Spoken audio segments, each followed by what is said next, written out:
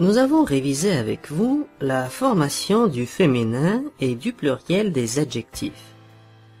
Maintenant, il faut dire quelques mots à propos de l'emploi de ces formes dans des contextes différents. L'accord des adjectifs. L'adjectif s'accorde en genre, masculin ou féminin, et un nombre, singulier ou pluriel, avec le nom ou le pronom auquel il se rapporte. Par exemple, la fille est courageuse. Dans cet exemple, l'adjectif courageuse s'accorde avec le nom la fille. C'est pour cette raison que l'adjectif courageuse est au féminin et au singulier. Ils sont inquiets. Nous accordons l'adjectif inquiet avec le pronom il, qui est masculin et pluriel. Si l'adjectif se rapporte aux plusieurs noms ou pronoms, l'adjectif est masculin quand les noms et les pronoms sont masculins. Par exemple, le livre, le cahier et le dictionnaire sont fermés. L'adjectif fermé est masculin car tous les noms auxquels il se rapporte sont au masculin. Le livre, le cahier et le dictionnaire.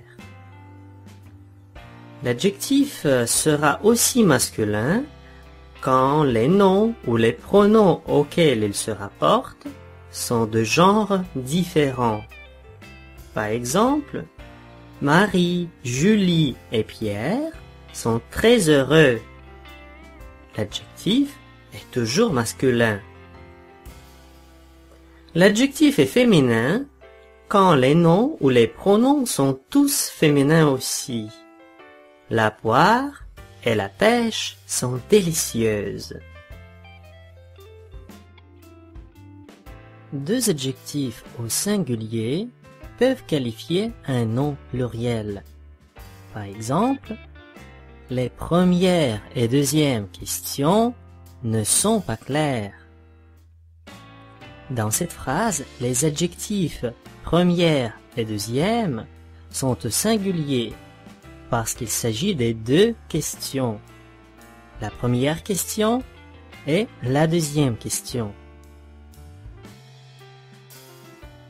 Dans le cas d'un nom collectif, l'adjectif s'accorde avec le nom ou avec son complément selon le sens. Pour comprendre mieux de quoi il s'agit, considérons les deux phrases suivantes. Un groupe de filles bruyant. Alors c'est un groupe qui est bruyant, mais nous pouvons aussi dire un groupe de filles bruyantes. Nous faisons l'accord avec le complément du nom collectif, les filles. Dans les deux exemples précédents, la différence de sens n'est pas très évidente, parce que l'adjectif bruyant peut qualifier un groupe aussi que les filles. Mais parfois, nous rencontrons des adjectifs qui ne peuvent qualifier qu'un seul mot dans la construction avec un nom collectif. Par exemple, un tas de feuilles élevées. Dans cette construction, nous accordons l'adjectif élevé avec le nom collectif tas. Nous ne pouvons pas l'accorder avec le complément feuille, parce que cela n'a pas de sens. Donc, quand vous rencontrez des constructions non collectifs plus complément plus adjectif, regardez attentivement si l'adjectif peut qualifier les deux noms ou un seul. Avec l'expression « avoir l'air », l'adjectif s'accorde avec le sujet quand il s'agit des objets ou des choses. Par exemple, ces livres ont l'air usés. L'adjectif usé s'accorde avec le sujet parce qu'il s'agit de noms de choses, livres. Nous faisons l'accord avec l'air ou avec le sujet selon le sens quand il s'agit de personnes. Cette fille a l'air inquiet, c'est-à-dire elle a une mine inquiète. Donc nous faisons l'accord avec l'air et non pas avec une fille. Ou bien, ces personnes ont l'air bavardes. Dans ce cas, nous faisons l'accord avec le substantif personne, car on ne peut pas avoir une mine bavarde, un visage bavard, n'est-ce pas? L'adjectif peut aussi s'employer adverbialement, c'est-à-dire il ne qualifie plus un nom ou un pronom, mais il est lié avec un verbe. Dans ces cas, il n'y a pas d'accord, parce que les adverbes sont toujours invariables. Nous allons rencontrer cet emploi des adjectifs, surtout dans des expressions suivantes.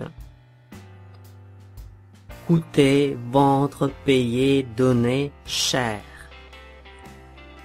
Parler, fort, haut, bas. Voir clair. Chanter faux, chanter juste. Sentir bon, sentir mauvais ou fort. Travailler fort. Par exemple, tes fleurs sentent bon. Dans cet exemple, bon qualifie le verbe. Donc, il ne s'agit plus d'un adjectif, mais plutôt d'un adverbe. C'est pour cette raison qu'il reste invariable. Bon. Encore un exemple. Ces robes coûtent très cher. Les adjectifs demi, mi et nu sont invariables quand ils précèdent le nom. Il y a alors un trait d'union entre l'adjectif et le nom. Par exemple, une demi-heure, à mi-voix, nu-tête. Mais quand ces adjectifs sont employés après le nom, il faut faire l'accord avec le nom auquel ils se rapportent. Une page est demi, demi avec E à la fin. Une tête nue, nue est avec un E à la fin. L'adjectif possible reste invariable quand il est employé au superlatif. Le plus possible ou le moins possible. Par exemple, donnez-moi les statistiques les plus récentes possibles. Ou encore un exemple, j'ai essayé d'oublier le moins de noms possible. Dans ces deux exemples, l'adjectif possible ne change pas. Nous n'allons pas accorder les adjectifs après les locutions suivantes. Quelqu'un de, personne de, quelque chose de, ou rien de. Par exemple, j'ai vu quelque chose de joli. Joli reste invariable. Nous n'avons trouvé personne d'important. L'adjectif important ne change pas non plus.